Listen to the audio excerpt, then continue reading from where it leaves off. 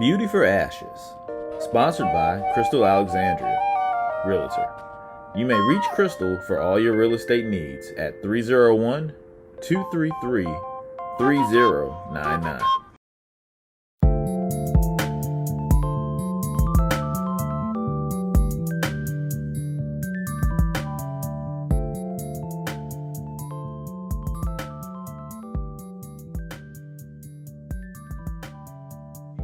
All right, welcome again to the audience of Beauty for Ashes. I'm your host, Crystal Williams. Today I'm speaking with Tioni Simmons, HR professional for the past 17 years. She's worked in large corporate offices, and she is going to shed a few light on us, some light on us on the HR matters as it pertains to the COVID-19 change. Tiani, welcome to Beauty for Ashes. Thank you, Crystal. Thank you for having me. I'm excited about this opportunity to talk about some HR matters. Thank you. Thank you. So I know you from one of the previous employers that we worked for, and I know that you were definitely a vital part of the organization when it came down to HR matters. And I know that you were once, you were part of the implementation of a compressed work week. Especially as we're now approaching where we had to come home in most job settings. Um, I remember when we worked at the compressed work week, how difficult maybe management was against it because they were so used to having employees in the office. Can Right. you talk to me a little bit about how seeing that, going through that change, and now bringing us here to where it was mandatory that you had to come home and work? Tell me some of the resistance that you or the changes you've seen in that change over. Okay. Well, if you remember in that instance, when the compressed work week and work from home was introduced into the organization, it was as a result of an outside factor. Gas prices had increased. It was at that point where it was almost over $3 a gallon. And at that particular company, it was a large, people were commuting from outside of the area and there wasn't any public transportation. So what management had to do was they had to see, as a result of the outside factors that are affecting our workers, what can we do internally to reduce some of the burden? And so even we fast forward now, we're back in that same position, but instead of it being gas prices that are driving the need for a compressed work week or for a flexible work arrangement, now we're talking about this global pandemic that we have going on. And so both instances show that outside factors are usually the driver and when businesses have to change their whole way of operations. And so, and you were absolutely right. There was a lot of resistance then because it was new. It was going to require a new process, new procedures. You talk a lot about the different generations of leaders and how they see the work environment compared to a newer generation of workers and how they expect the work environment to work for their life. And so with everything, when you have two different theories of how operating is supposed to work, you're going to meet with some sort of conflict. But I think the conflict, what I've noticed now, is now it's mandatory. It's not a matter of to help the employees where we want to introduce this. Now it's to keep you and your employees safe. We have to introduce a more flexible work schedule. And as a result, businesses are more inclined to introduce those flexible arrangements because it's not just for convenience, it's now for safety. OSHA is involved in it because there is now you have to have social distancing, you have to have personal protection equipment, you have to have a lot of things that increases the operational costs. So would you rather increase the operational cost to have your staff come in, or keep operational costs relatively the same and just take advantage of technology that your company probably already has in place. And that's what's happening. A lot of companies are saying, let's go ahead and save money by allowing people to work from home. Mhm. And those who may not be familiar with OSHA, can you explain what OSHA is to us? Okay, so OSHA is Occupational Safety and Health Administration. It's the agency that is in charge of occupational safety, making sure that your work environment is safe for the employees, making sure that there are laws that we have to follow. For an example, you can't have like a ladder that you have employees climbing up and they're not wearing helmets. Okay. So OSHA laws are making sure that the workplace is safe for the employees, making sure that there's workers' compensation. So if a worker falls, that the company will be able to take care of the medical bills and things like that for the employees. So OSHA has a lot of regulations and a lot of recommendations that employers need to follow to make sure that they have a safe work environment for their staff. Absolutely. Thank you for that information, because I'm pretty sure most of us, the general population, didn't realize that we had protection like that going on behind the scene. Yes. So yeah, so just going back to what you were saying in reference to how now in a forced situation that you are now actually a corporation is asking the employees to stay home or to transition to home. Do you think that they're seeing the production of the same kind of production they would if they were actually in the building? Now, interestingly enough, Crystal, studies show that employees are actually more productive when they work from home than they are when they work in the office. But nobody believes that because, you have, again, a lot of the leadership is from a generation where they were they watched, I don't want to use micromanage because that's almost like has a negative connotation behind it, but they come from the leadership ideal that in order to make sure your staff is efficient, watch them. Where working from home takes away that power. You're not able to monitor them all the time. But I can tell you, as someone who works from home, I have been on my laptop at 9:30 at night. Whereas if we worked in the office, I would be at home at 9:30 at night and I would say, I'll take care of it tomorrow. So studies show that working from home reduces those traditional work hours that we put in place. And a lot of times with the flexibility of hours, people are able to work a lot more hours. And now with this COVID situation, employers understand that schools are out, camps are out, daycares are out. And so families are now not only working from home, having to handle work, but they're also having to handle their children that are still at home.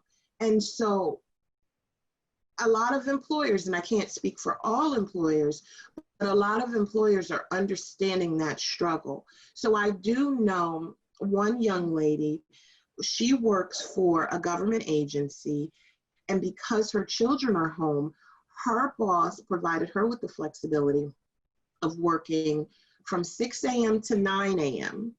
And then she resumes her work day at 2 p.m. and she works the rest of her hours in the afternoon. That way she has a larger block of time in the middle of the day to get her kids set up with breakfast, lunch, activities, homeschooling, or whatever activity she has for the day. And then she's able to resume her work in the afternoon when it's a more convenient time for her. So people are working. I do think that there's going to be some degree of difference in production, but I don't think it's going to be a decrease. I think it's actually going to be an increase in production. That's interesting. An interesting fact. I mean, agencies that are able to create a schedule like that for their employee that will allot them the time to actually take care of their family. Do you think that that would create a loyalty to the organization from the employee's perspective if they know that their company is willing to work with them on those kind of levels? From your Absolutely. Absolutely. The company that I work for, I have two kids myself, two kids that they were entering their first year of pre-K, which was cut short. And it was cut short suddenly. You know, it was Friday, we were told no school on Monday, you know, make it work.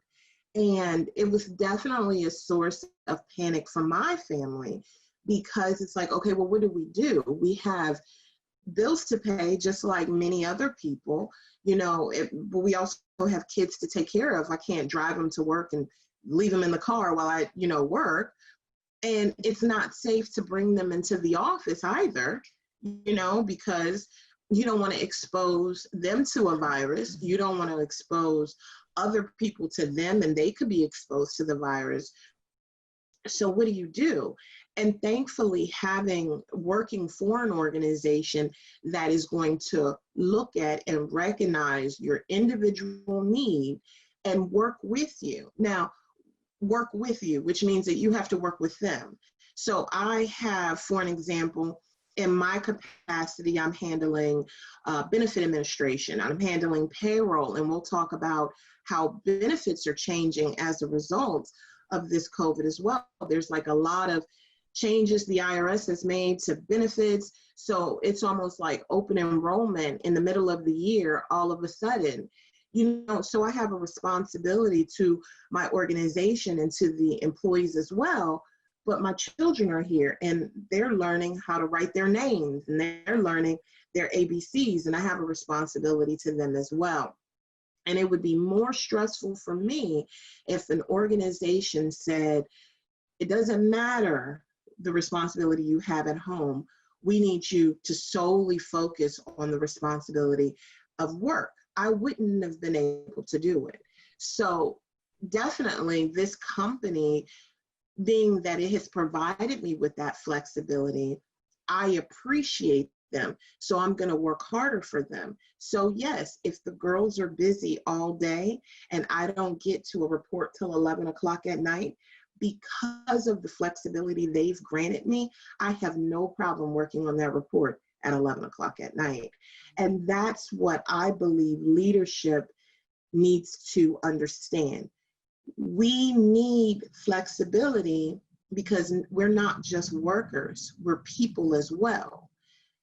At the same time, if they grant us that flexibility, then we can grant them that productivity. Wow, that's awesome. That's awesome. A great explanation of just how, you know, you can create a win-win situation when it comes down to being able to be flexible at home and all. But you really shed some light on benefits. I never even realized that maybe HR departments will have to readjust their Absolutely. health benefits in the just like you said, in the middle of the year where enrollment is nationally known between November and December. Right. And so I do remember seeing an advertisement in this for free insurance being, well, we will take you now, but I wasn't thinking Right. on the corporate level that they too had to implement something. Can you talk a little bit more about that for us? Right. So the CARES Act. The CARES Act is an act that was implemented in a response to COVID, and it introduced a lot of different things. And one of the biggest things it introduced was benefit flexibility. So when we talk about, like you mentioned, open enrollment, which is usually one time of year, or you can make changes to your enrollment if you have a change of life status. You have a baby, you get married, someone gets a new job and loses health insurance, or someone gets a new job and gains health insurance. As a result of those changes, then you are able to drop your health coverage or add family to health coverage. But what we're looking at COVID here, people not sure. For an example, if you worked in a restaurant environment, excuse me, but your husband was, I don't know, he worked in a corporate office. More than likely, you would think your benefits will be affected because the restaurants had to close. Mhm. So maybe you haven't been terminated and maybe you haven't lost your benefits, but there's a chance you will lose your benefits. So what the CARES Act did, and a lot of insurance companies did, was they opened up open enrollment in the middle of the year and said, it doesn't matter to us why. You don't have to have a change of life status. Under the COVID-19 provision, you are able to add, drop, change coverage to fit your needs during this pandemic. And so then what HR professionals had to do was they then had to put literature out. They had to contact their insurance agencies or their insurance companies to make sure that they had the ability to modify their plan to open enrollment during that time. Then they had to set up the open enrollment for the staff. A lot of time that involves re-educating the staff on benefits. Mhm. And then some companies even waived some of I know for DC HealthLink, which companies that have under 50 employees that are in DC, they have to go through the DC HealthLink marketplace in order to get insurance for their employees. DC HealthLink actually said, we'll waive some of your premiums for certain months if if your business isn't functioning, kind of like Pepco waiving your fee, your late fees if you're unable to pay your Pepco bill. So a lot of insurance companies did that as well for their companies, for their customers to help them out. Another big change was the IRS released notices for flexible spending accounts. So that's the same thing. A lot of flexible spending, people had to make a decision at the beginning of the year during open enrollment, or they had to make a decision when they had a change of life status. Now, the IRS put out notices to say you can increase, decrease, or stop your FSA, medical and dependent care contribution in the middle of the year. Your employer, they also extended the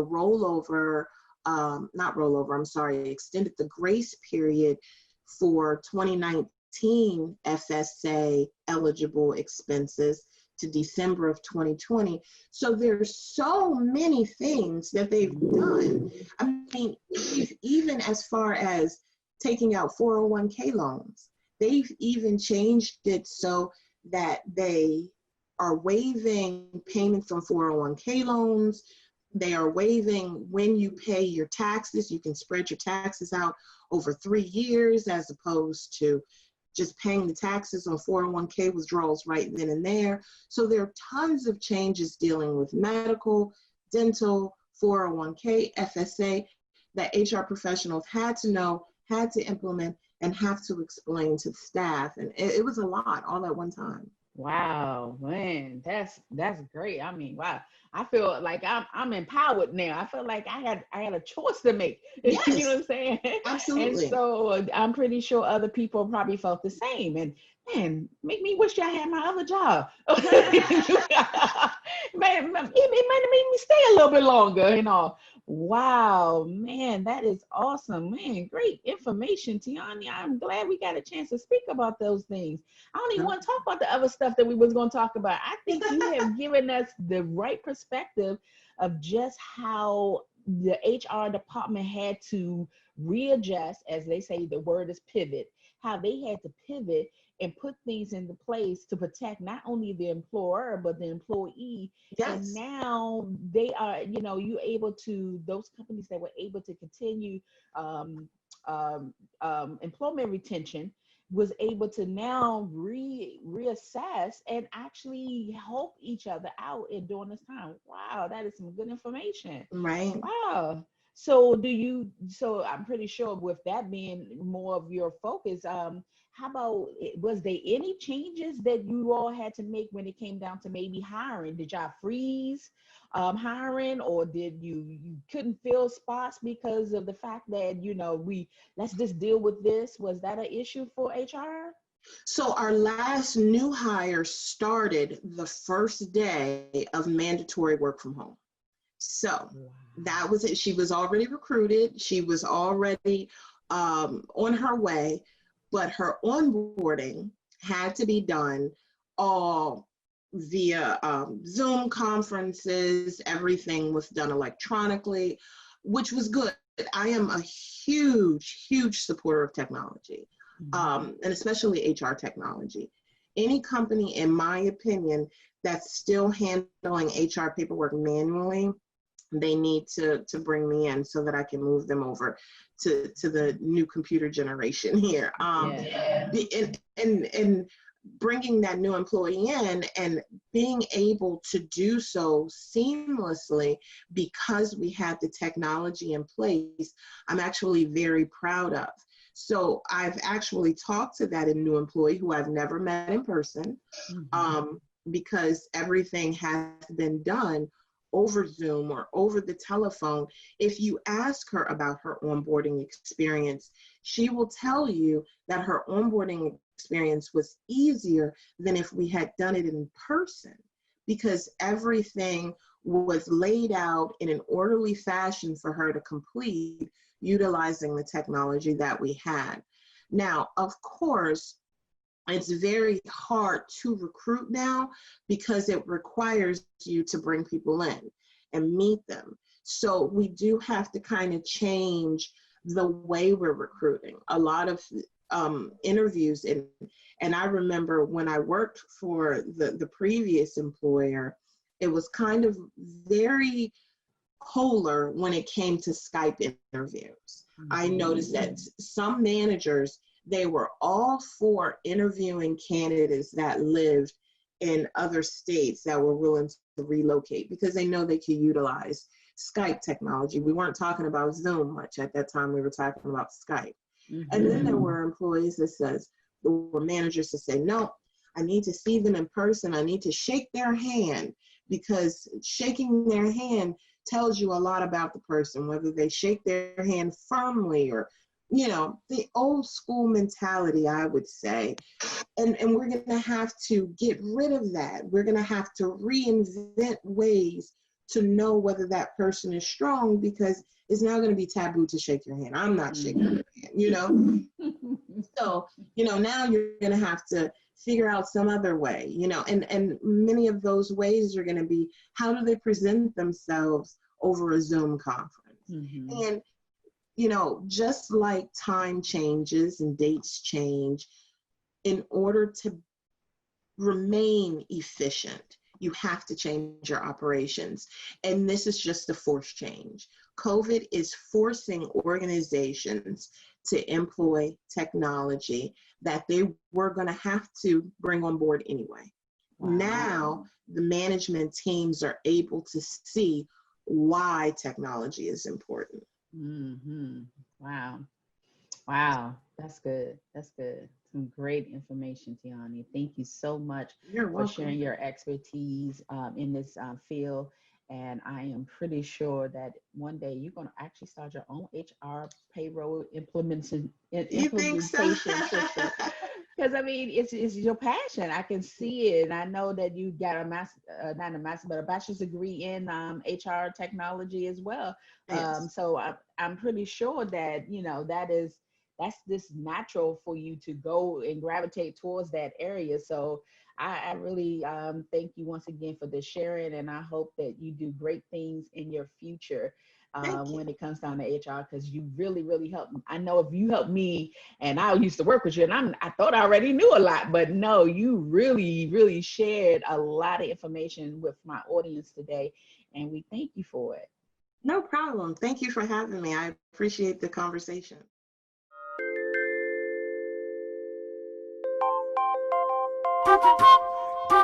Good afternoon today, and to all the audience of Beauty for Ashes. This is Crystal Williams, your host. Today I have with me Lyn Halstead. She is a HR professional for the past 22 years. She is going to speak with us a little further about the impact of COVID on the human resource side. She also owns her own consulting business, the Art of HR. Welcome, Lyn Halstead. Hello, thank you. Thank Always a you. pleasure to talk with you. Yes, it is a pleasure as well. Well, today we wanted to talk about the impact of the COVID coronavirus. And you're up close and personal with it on a regular basis. Mhm. Maybe you can shed some light. There's a lot of people who are not even prepared to be out in the marketplace right now. This came on all of a sudden for them. They lost their job. Some businesses closed. And now we're seeing a shift in the economy, even so for that. So I wanted to just, first of all, hear your thoughts on how is your HR department seeing the impact of the COVID? So, one of the things that this has brought to light is a common concept that everyone knows, but you don't normally get to see in practice in such a highly visible way. And that is, for corporations to survive, they have to be flexible and they have to be able to quickly pivot according to the environment. And so with the pandemic hitting, one of the things that you see is companies and organizations that are able to pivot quickly, able to move associates to work at home status, able to get their IT equipment up and compatible, able to get VPN systems in place. The companies that were best able to move quickly and pivot quickly are the ones that's doing the best. The ones who aren't, that's where you're experiencing a lot of the layoffs and reductions in work and things of that nature. But I say that from the perspective of corporate America. That also applies to individuals as well. You have to look at your skill set. You have to look at what are the things that you can do to earn money for you and your family, and how flexible those skills are. So, I have multiple friends who have been impacted negatively from an employment standpoint due to COVID, who have shifted to different type of online work, whether it is some level of consultant, whether it's writing, whether it's coaching, whether it is doing marketing materials, things of that nature. It has caused them to reassess their skill sets and what they're able to do and how they can leverage that in a remote society. Because the fact of the matter is, people still need services. Whether you're in your home or you're out and about, people still need services, but the type of services people need shifts. So I was joking the other day about the fact that whether or not gas goes bad, because I hadn't filled up my gas tank since March because I'm not going anywhere. Everything I do is work at home. So, in terms of expenses for gas, that has significantly dropped for me. Mm-hmm. But as far as expenses for delivery, for things, that has to come into the house, as far as expenses for entertainment, I have added a couple of additional streaming networks that I wouldn't have normally added. Certain expenses and desires and needs, they shift. And so you have to make sure that you can reassess and say, okay, what can I do to follow the shift so I can continue to put myself in a good position? Right, I understand that. I just want to check something here. Okay, so I agree. The shift has to happen. It has to, be a way where we, as we call it, the pivot. We have to change the way we do things. In your organization, you all were successful in doing the pivot, and you were able to retain your full staff and put them safely at home. Am I correct? Correct. So So, I have a consulting company, but I also work for a Fortune 100 company. And right. so we had thousands of employees that we were going to have to make that shift and pivot with. And we were able to do that. Now, one of the benefits that we had is about 50% of our workforce was already work at home. Mm-hmm. What this is teaching a lot of individuals and a lot of corporations, what is that work at home is a real option. You still have a lot of companies who are still stuck on the concept of a brick and mortar building. Mhm. They're still stuck on the concept of, I need people to come into the office. I want to see you. I want to feel you. I want to smell you. You still have people who are stuck on that concept. This pandemic has forced them to get over themselves. So Yes. whether you were stuck on it or not, that is not what's going to be happening right now. And part of what you're seeing and experiencing is leaders going, okay, wait a minute, maybe this does work. Maybe we do need to reevaluate how we manage remote work and things of that nature.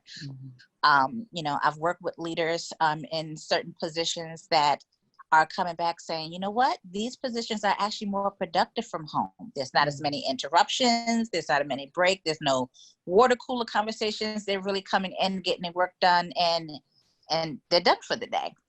And so even for frontline hourly positions, which you normally traditionally wouldn't find as work at home positions, a lot of folks are finding that there's actually higher levels of productivity from a work at home perspective because of the limited interruptions that you would have in a home environment.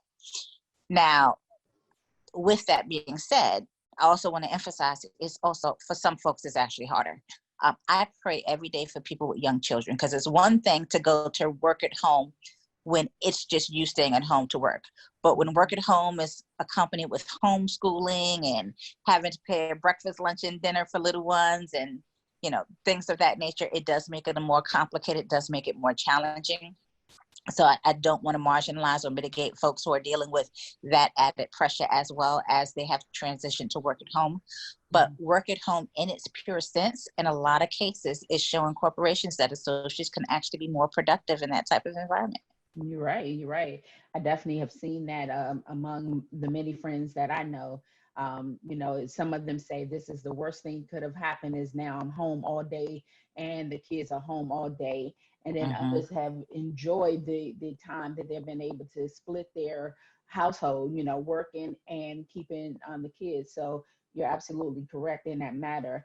I do want to say that I do want to ask this though, that like from a maybe a financial stance in a sense, do you think that the building, the mortar is losing money or gaining money having employees at home? So you have a couple of things that's going on. So short term, they're losing money because, you know, we have a government that caters to big business. So we've given them a lot of outs and a lot of bailouts and things of that nature. But ultimately, when you have a brick and mortar building, you have to pay for the maintenance. You have to pay for the upkeep. You have to pay for utilities. If you don't own it, you have to pay the lease. You still have to pay the taxes. So all the costs that's associated with that building is going to be the cost associated with that building, regardless of whether or not you have associates there. So while you might have a reduction in utility costs, all the other costs are the same. However, in a situation like this, it puts you in a very unique situation where you can reevaluate what's actually needed. So while short term, it might be costing you because you have that expense regardless of whether or not someone's utilizing the building. When you're doing your long-term strategic planning and you come to the conclusion that, hey, maybe an additional 30% of our workforce can go to work at home. And so where we might have 3, 4, 10, 15 buildings, maybe we can cut the number of buildings that we work out of by 20%. Maybe we can get rid of a couple of buildings and we have that savings from a real estate perspective. So in terms of the long-term planning, I think it can be something that becomes very cost-effective for different companies. Short-term, yes, because you still have the expense that you're going to incur. But guess what? You're just going to incur that expense regardless. So I'm not going to say that it is more expensive, but it's not when you have unoccupied real estate that just comes with its own challenges. Yep, I can understand that. Definitely. So one of the things that I feel like the audience needs to know is if you find yourself actually going back into the workforce, how do you prepare yourself to go back and look for another job? I mean, you've been at your job 10 years. They couldn't pivot, so they had to lay you off. Now you find yourself out here looking for a job you wasn't even really looking for. Give me some tips from a HR perspective that you think that they can do to prepare themselves for that outgoing um, job search? So one of the things I was saying, excuse me, is make sure you research your companies. And quite honestly, with all that has occurred, one of the great questions for you to ask in any interview is ask the company how they dealt with the pandemic. What did they do for their associates to help them get through this pandemic process?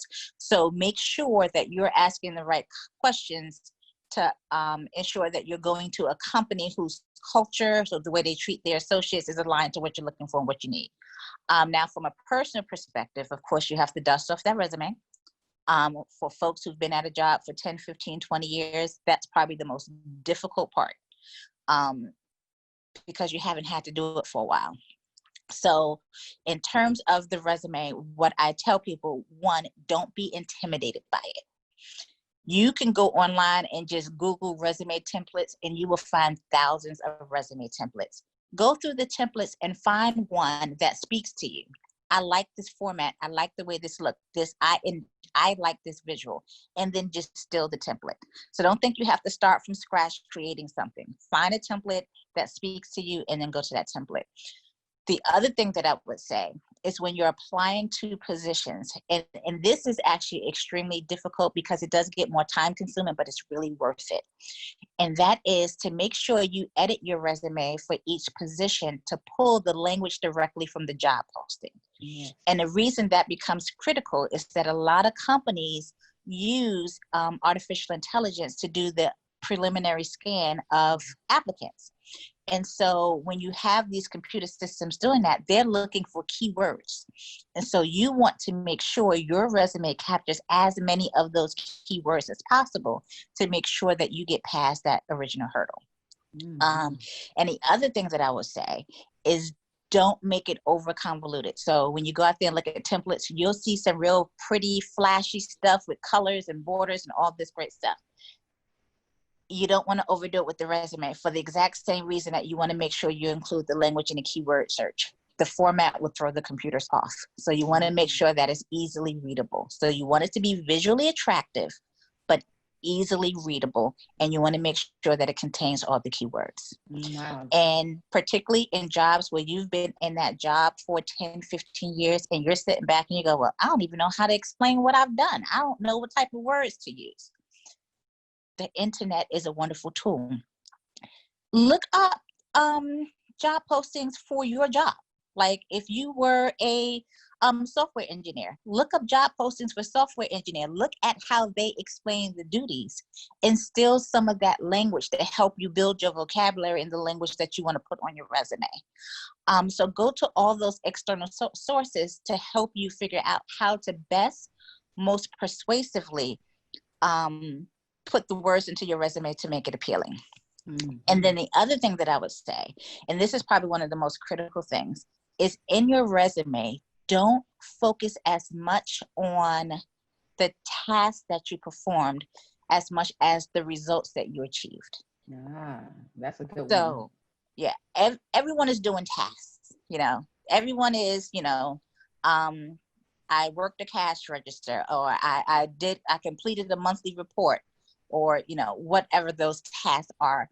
But when you start saying things like, I improved customer service results by 30%, when you start saying things like, I created a process improvement that cut the time for our budget review process down by 30%, when you start focusing on your actual achievements, what made you special in the job that you had?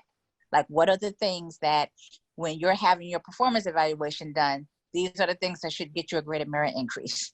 So, you can summarize your general job duties, but you really want the focus to be on those achievements, those accomplishments. So where you've done something to achieve, to improve customer satisfaction, to reduce costs, to improve efficiencies.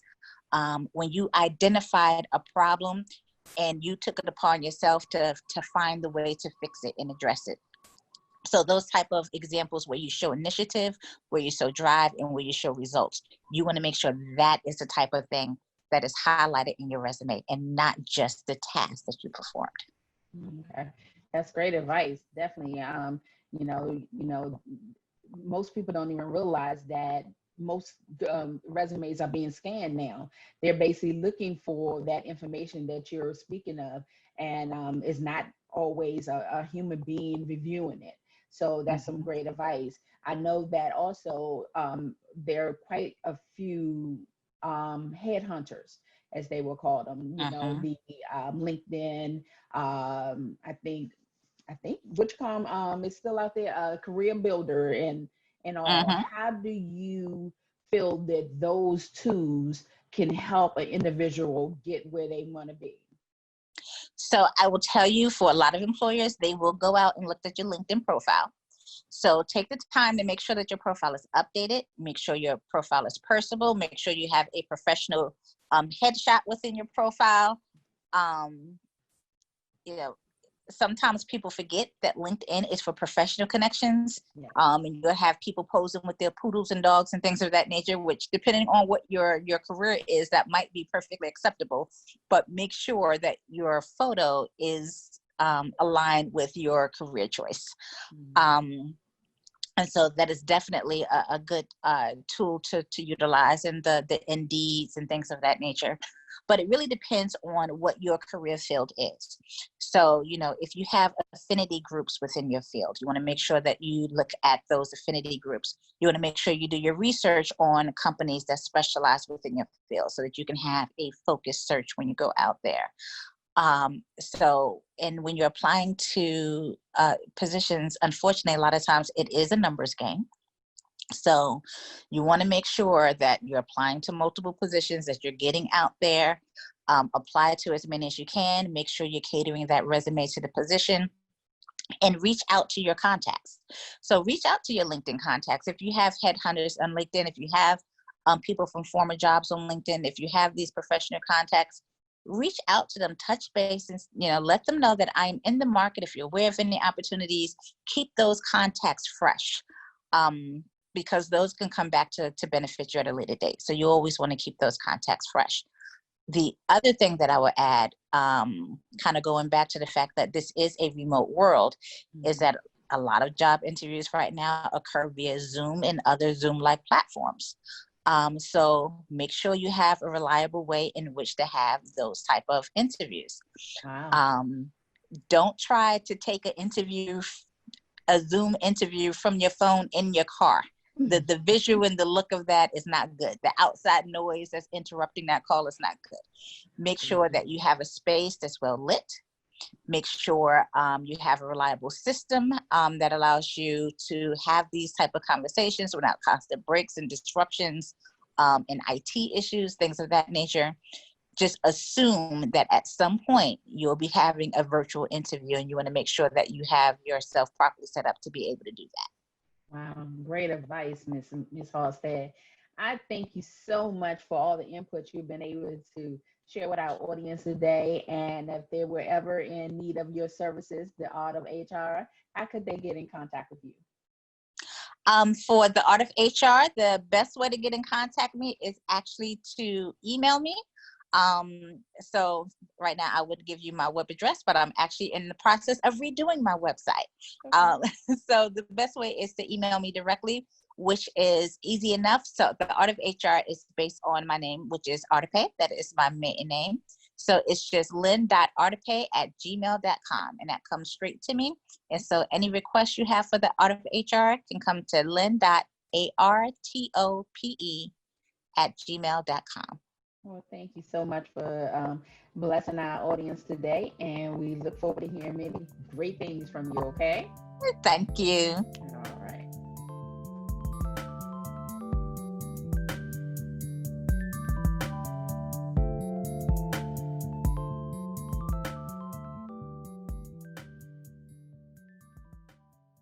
Beauty for Ashes. Sponsored by Crystal Alexandria, Realtor. You may reach Crystal for all your real estate needs at 301 233 3099.